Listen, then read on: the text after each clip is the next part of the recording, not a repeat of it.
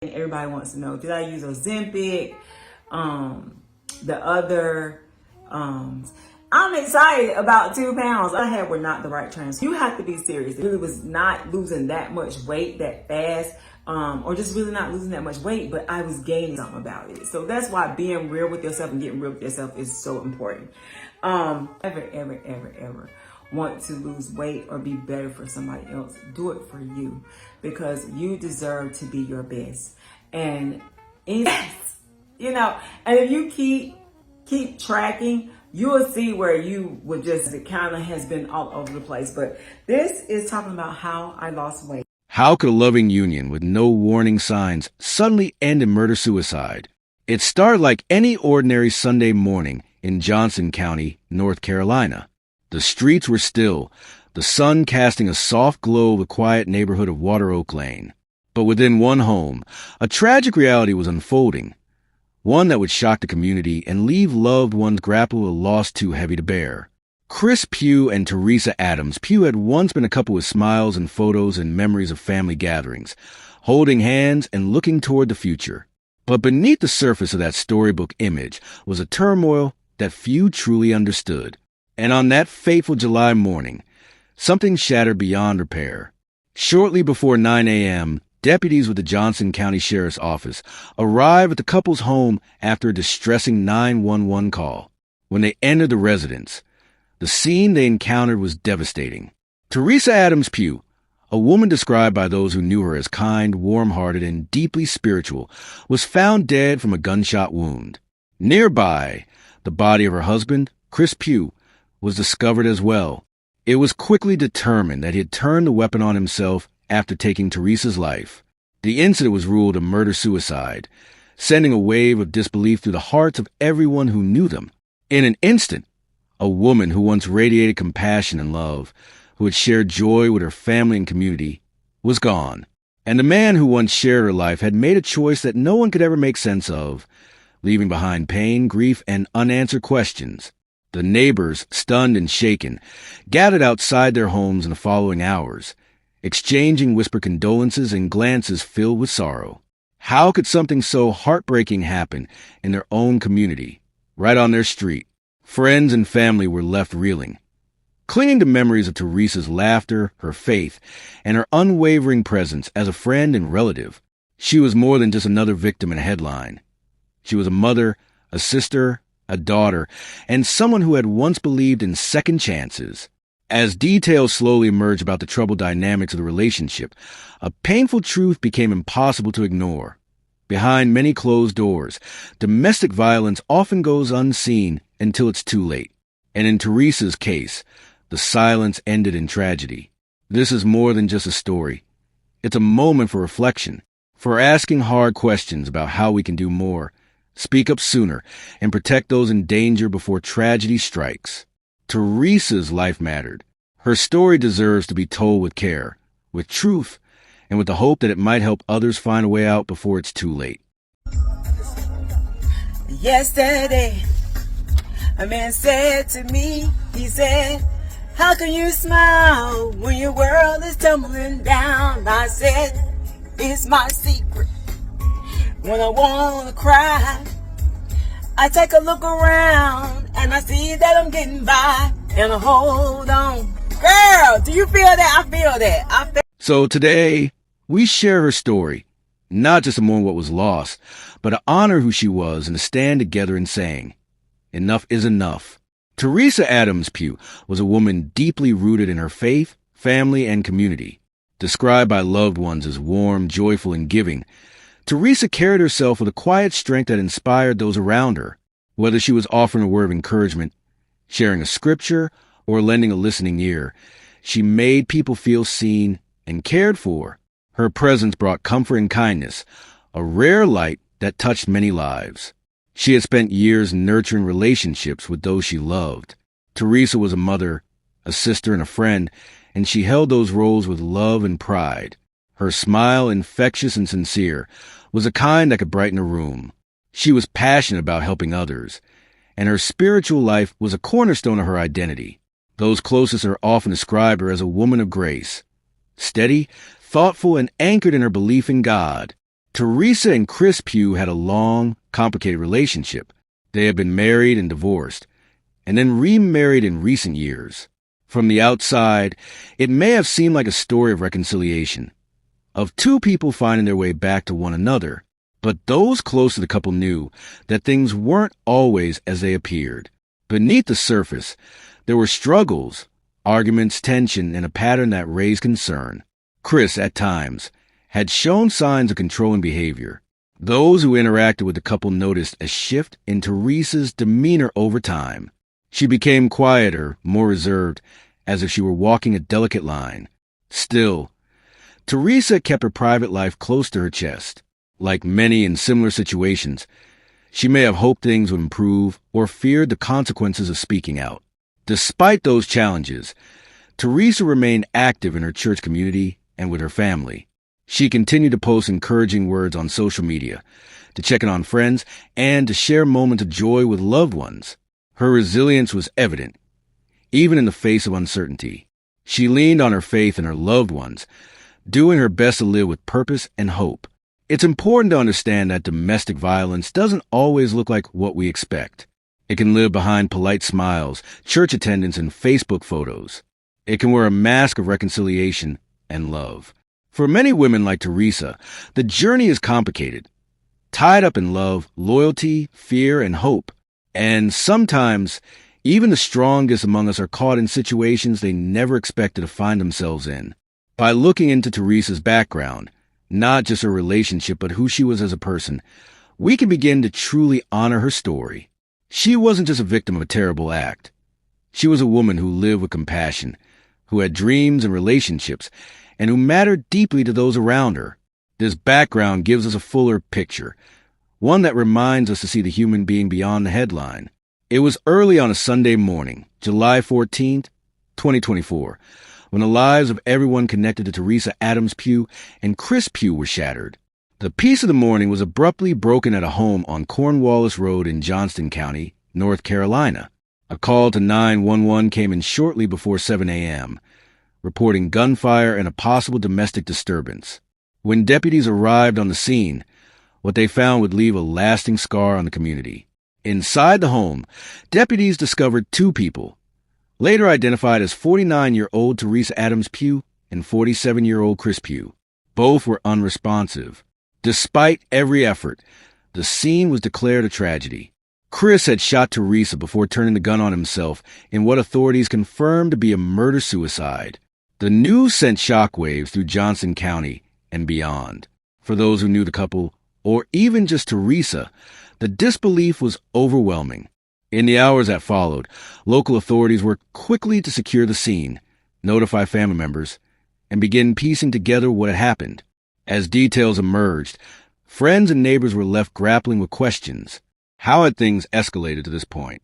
Was there anything that could have been done? Many began replaying past interactions, looking for signs they may have missed. It soon became clear that there was a history between Teresa and Chris that went beyond a typical relationship. While they had rekindled their marriage, it was not without struggles. Neighbors spoke of tension and arguments, sometimes heard through the walls.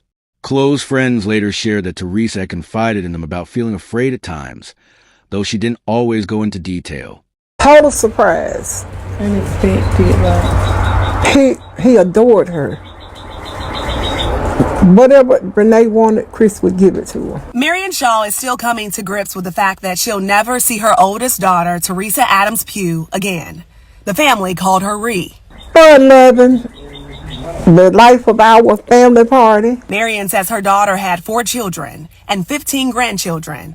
They say Teresa was proud that her granddaughter Denia was heading to North Carolina A&T this fall. She just wanted us to be the best we could be, like you could tell. Like. The Johnson County Sheriff's Office says around 6:45 Saturday afternoon, their dispatch center received a call from 10 Cheney Drive in Garner.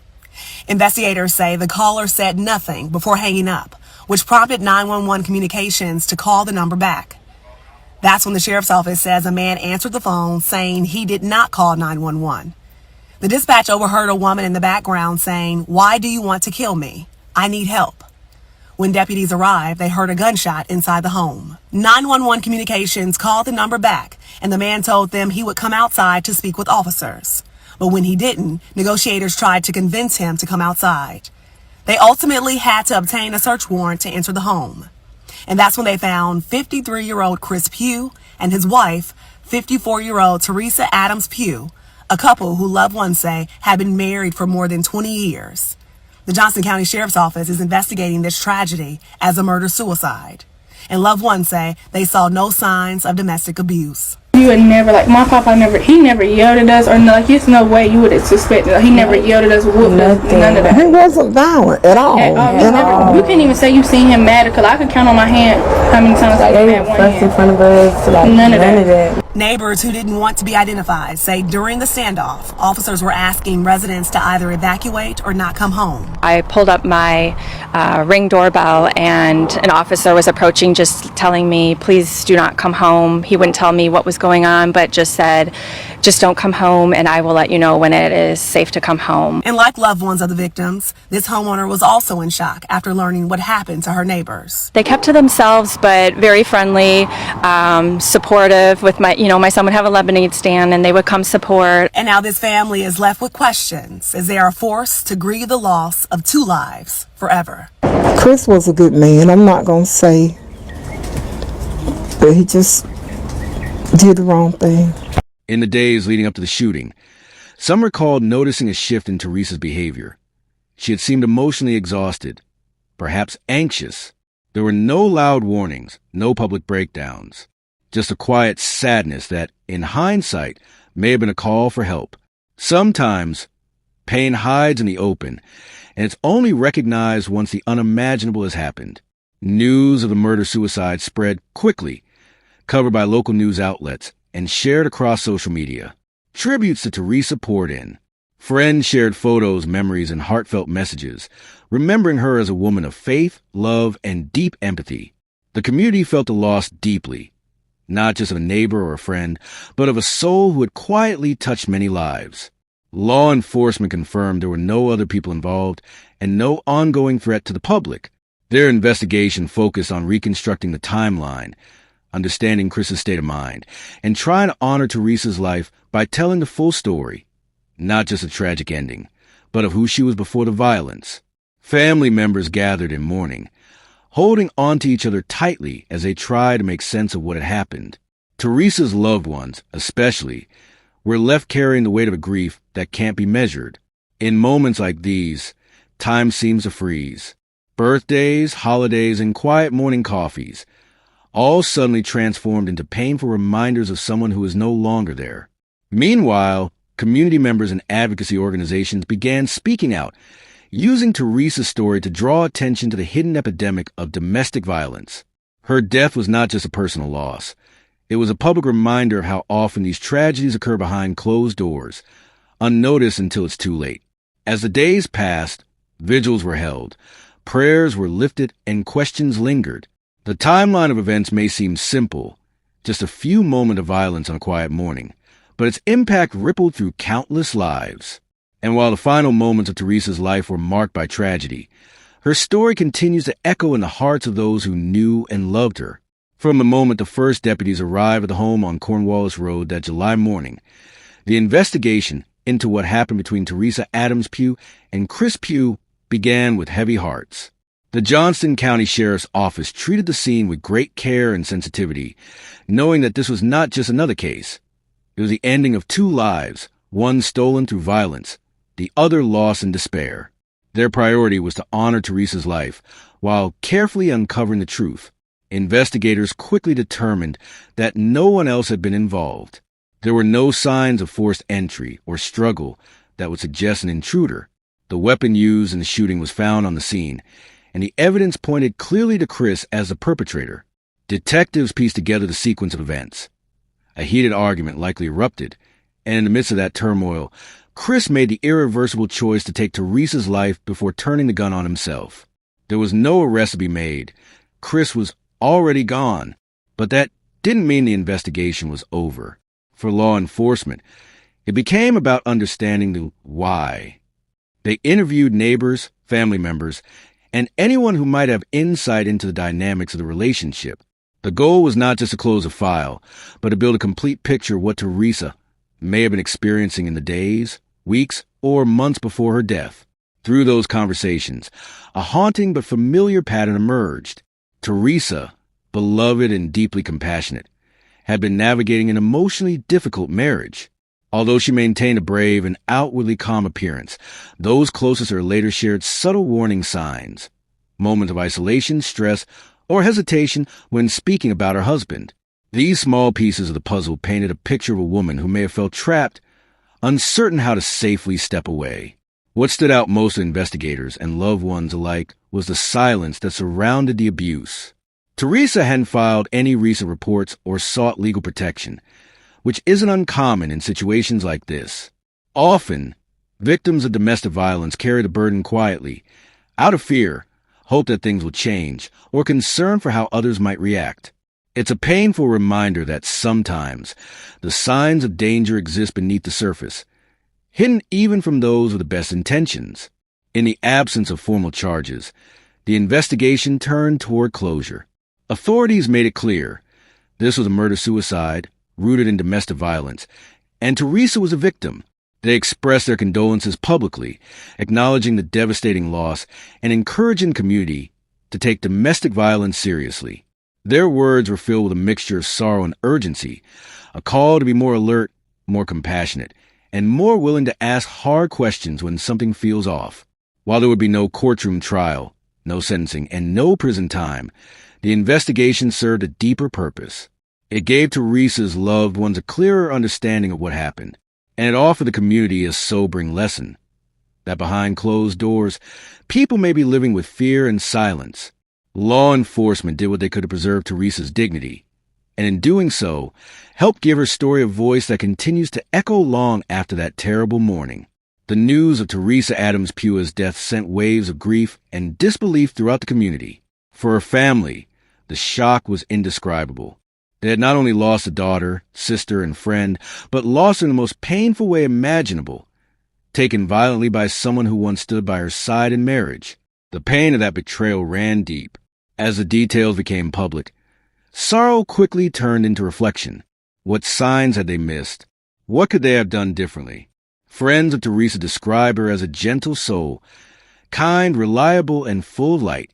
She was someone who offered encouragement freely and never failed to show up for others. Whether it was a friend going through a tough time or a family member needing help, Teresa was there with a warm hug or a thoughtful message. That's what made her death all the more heartbreaking. The very person who brought peace to others' lives was unable to find enough of it in her own. In the days that followed, social media became a space where memories of Teresa poured in. Former co-workers, childhood friends, and neighbors shared stories of her quiet strength, her laughter, her unwavering support. Some shared photographs filled with smiles. Others shared stories that revealed just how much of a safe space she had been for so many. For them, Teresa's life could not be defined by her tragic end, but rather by the love she gave, the lives she touched, and the lessons she left behind. Community members, too, were deeply shaken. Johnson County had been no stranger to tragedy, but this was different. This was personal. It forced people to look inward, to think about the couples they knew, the families they lived near, and the loved ones who might be silently struggling behind closed doors. Many were left wondering, how do we help? How do we support those who may be silently crying out? Local churches and advocacy groups stepped in to hold candlelight vigils and healing circles in Teresa's memory. These gatherings were quiet, tender spaces filled with prayer, reflection, and open conversation. Hey y'all, so I just pulled up at the electrolysis. So if you see some hair, your girl about to go take care of it. But I wanted to come on and do a PSA. This is going to be quick. And this is for 50, I'm going to say from 50 all the way to 100. Your age does not guarantee you respect, loyalty, you know, all these things. I feel like a lot of times when people get older, you automatically expect to be able to talk trash to people. They don't say nothing back to you. You expect to be able to disrespect people. They don't say anything back to you. Let me tell you. Let me tell you this. I got to go in here right quick. But I just want to say, when you get a certain age as the matriarch or, you know, whatever of your family, I'm talking to you men too, not just the women. You cannot stay in a bunch of mess all the time. You cannot disrespect people. You cannot be the author of confusion and expect people to, just because of your age, treat you like you're up on a pedestal. Oftentimes, younger people, let me look at the time because I got to be here in a few minutes. Oftentimes, younger people will mimic what they see you do because of your age. And if you're around here raising hell, cussing people out, ready to fight people at the drop of a dime, don't expect, because of your age, for them to hold you with the utmost respect. What are you showing people? What about your life is on display for other people to see? That's the question that we 50-year plus people need to be asking ourselves. How are we showing up to the world? How are we showing up to our children, our grandchildren? A lot of y'all got grandchildren and you run around here act like your grandchildren, worse than them. How are we showing up to our younger people, our young adults that are looking for guidance, that are looking for respect, that are looking for all these things? What are we doing? What are we showing up? How are we showing up? That's something we need to ask ourselves on a daily basis. We need to sit back and peel back the layers. Your age does not give you permission to be the author of confusion. Your age does not give you permission to ruin people's lives and think that there's no kickback from it. There's no kickback. People get tired. People get tired of your ish, okay? People get tired of your ish. And because you're 65, 70, 55, that don't mean that they got to overlook you and your stuff. It doesn't. You know, all my life I heard people say, oh, you know, that's just how they are. That's just what they do. And I don't pay them no attention. No, time out for that. Time out for that, because respect go both ways. Respect go both ways, baby. Let me tell you something. Y'all old people need to stop your shit. I'm going to say it. Need to stop your shit. Get in line and get in order so that the younger people will have something to look forward to, a canvas. No, it ain't going to be perfect. It's not going to be perfect. But you can't run around here raising hell all the time, starting trouble and confusion. If you are in a mess all the time, trust me, it's not other people. It's not. If there is always confusion falling on your doorstep, and it is always something, it's always something, check yourself. Don't try to check nobody else, boo. Check you. And I'm talking to the women and the men, because we all need to look at ourselves. What are you giving off? And somebody always raising hell with you, why? Why? If you always into an argument, why? If somebody's always disrespecting you, why?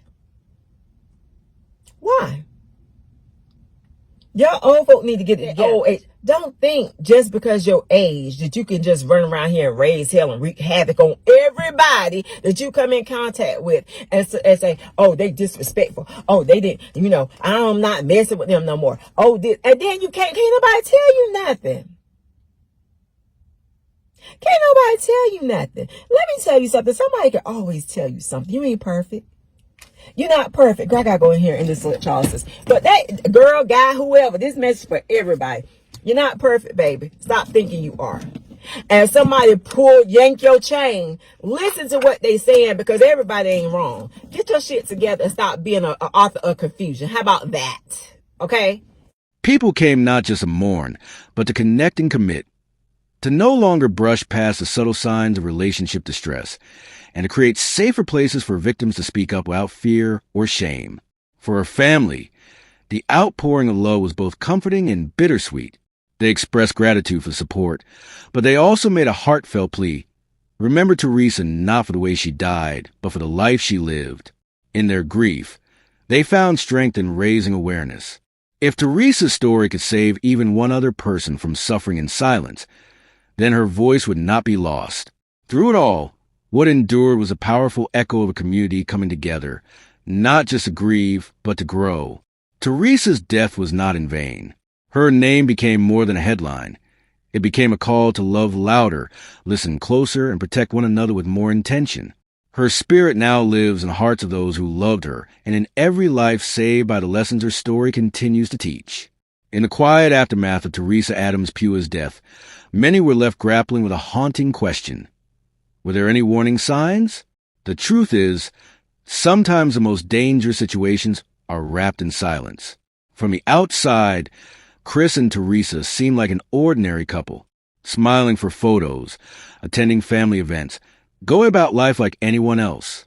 But behind closed doors, things may have been unraveling in ways no one fully knew. Those closest to Teresa now replay every conversation, every glance, every phone call, searching for signs they might have missed. Was there something in her tone? A hesitation in her words? Had she been trying to say something without really saying it? It's a painful cycle, this retrospective searching. Because so often, victims of emotional or psychological abuse wear masks to protect themselves and the ones they love. Teresa might have been doing just that. Domestic violence doesn't always leave bruises you can see. It can be subtle, controlling behavior, gaslighting, isolation, emotional withdrawal. Victims sometimes stay quiet out of fear, shame, or even hope that things will get better. Teresa, like many, may have hoped that love could heal what was broken. She may have believed in the best parts of Chris for far too long, while quietly enduring the worst. Friends have shared that Teresa was a private person. She didn't burden others with her struggles. That was just her nature, to carry the weight so others wouldn't have to. But now, that very strength seems tragic. What she carried in silence may have cost her everything. Her story reminds us how vital it is to create spaces where people feel safe to speak their truth, without judgment or fear of being dismissed. The silence around her suffering is not a reflection of her weakness. It's a reflection of how society sometimes fails to listen deeply enough. There's a need to move beyond surface-level check-ins. Asking, "Are you okay?" must become more than a formality. It must be a doorway to real conversation, supported by genuine presence and patience. Because sometimes, "I'm fine" is just another form of hiding. In the aftermath of this tragedy, Teresa's loved ones are left with a painful clarity. We must look closer, listen harder, and speak up sooner. If we notice a friend becoming distant, overly apologetic, or withdrawn, we can't afford to ignore it. It's not about being nosy. It's about being a lifeline. Teresa's story teaches us that even the strongest among us can be suffering in silence. Ultimately, Teresa's life calls us to examine not just how we love, but how we protect. Not just how we support, but how we stay aware. Her story, heartbreaking as it is, shines a light on the hidden spaces where warning signs often live. It's a reminder that silence is not always peace, and that love must also be watchful, brave, and fiercely protective. Domestic violence is not just a private issue. It's a public crisis that touches every corner of our communities. Teresa Adams Pua's death is not an isolated tragedy, but a painful reflection of a larger problem that far too many families are facing. Every day, women and men live with fear in their own homes. And often, like in Teresa's case, the signs remain hidden until it's too late. Her story adds another name to a growing list, reminding us of the urgent need for awareness, education, and intervention. One of the most difficult truths about domestic violence is that it doesn't always look the way we expect. It doesn't always come with shouting or visible bruises. It can be soft and slow, buried in emotional control, financial dependence, or subtle threats that leave victims paralyzed with fear. That's why prevention must start with deeper understanding. We need to educate ourselves and others about what abuse really looks like, how it hides in silence, in the perfect social media posts, and in relationships that seem normal on the outside. But awareness alone is not enough. We must build systems that empower and protect victims. That includes creating safe spaces at churches, schools, workplaces, where people can speak freely and seek help without shame. It means having trained counselors and advocates who know how to spot red flags and respond with care. It also means holding abusers accountable before it reaches a deadly point. Justice can't come after the funeral. It has to begin with prevention. Community accountability plays a powerful role. When friends, neighbors, and family members take active steps to check in, stay involved, and speak up, lives can be saved. We can't afford to look away just because something feels uncomfortable or not our business. Silence gives abuse room to grow. But when a community is loud with compassion, support, and courage, it becomes a shield for the vulnerable. We all have a role in that protection. Faith-based organizations, civic groups, and local leaders can also be championed for change. By opening up conversations around domestic violence and hosting workshops, awareness campaigns, or survivor support groups, they create a culture where healing and help are accessible. When victims see that they are not alone and that help is real and close, they are more likely to take the first brave step towards safety. Let's also not forget about the children. In many homes impacted by domestic violence, kids are the silent witnesses. They absorb the trauma, confusion, and fear. And if nothing changes, the cycle often repeats in the next generation. Prevention, then, isn't just about stopping today's tragedy. It's about protecting tomorrow's families. Teaching young people about healthy relationships, respect, boundaries, and emotional regulation is a powerful form of long-term prevention.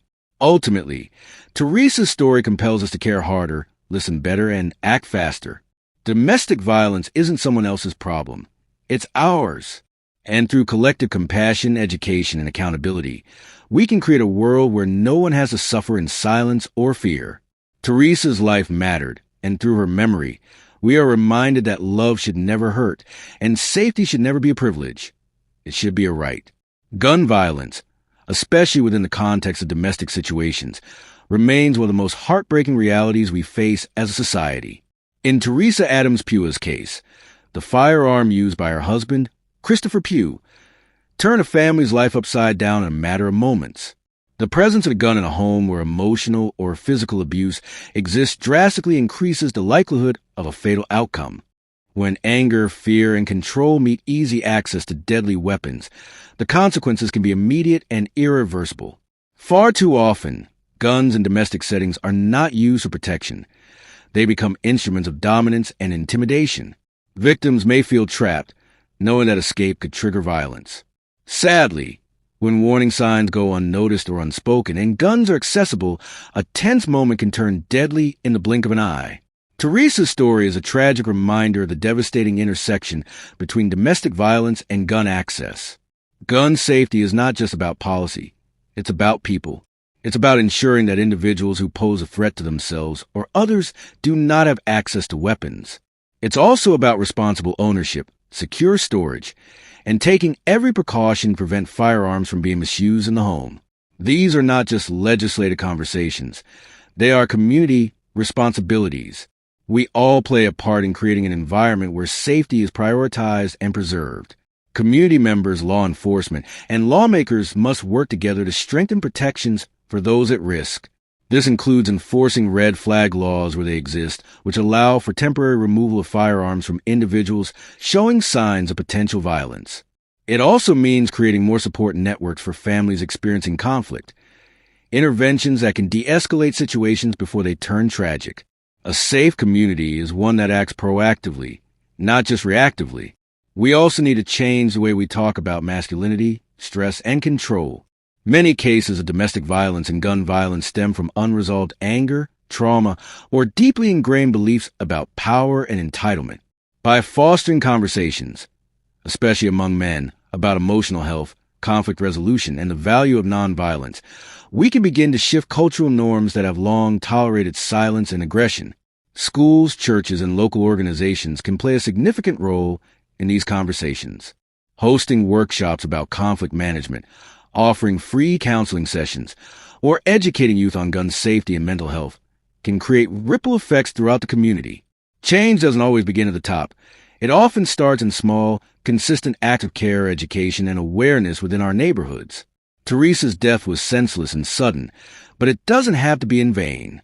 Her story can fuel deeper discussions about gun safety, domestic violence, and the shared duty we all have to protect each other. When communities come together to advocate for safety and compassion, when we take action instead of waiting until it's too late, we begin to create a future where no family has to suffer this kind of loss again. As we reflect on the tragic story of Teresa Adams Pugh, we are reminded of how fragile life is and how quickly things can unravel when pain, silence, and unchecked warning signs are left to grow. Teresa's life was full of light, family, purpose, and a future that was unjustly stolen. Her passing is not just a headline or a news story. It's a call for each of us to open our eyes, our hearts, and our voices to the reality so many families are silently facing.